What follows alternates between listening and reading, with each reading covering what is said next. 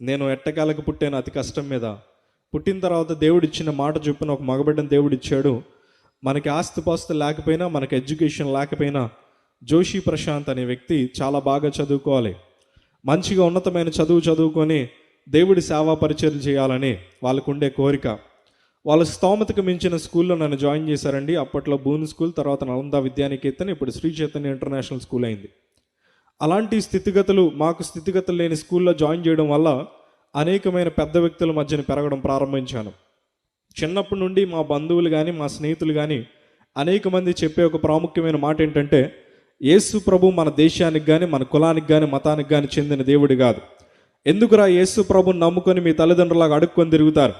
ఇలాంటి పరిస్థితుల్లో నేను పెరుగుతున్నప్పుడు హృదయంలో ఒక ఆలోచన ఉండేది. ఎందుకంటే అనవసరంగా పాస్టర్ల కుటుంబంలో పుట్టానని. ఎందుకు ఆలోచన నాకు వచ్చిందంటే, మా కుటుంబంలో చాలా మట్టుకి ఇప్పటికి కూడా పవర్లో ఉన్న రాజకీయవేత్తలు ఉన్నారండి.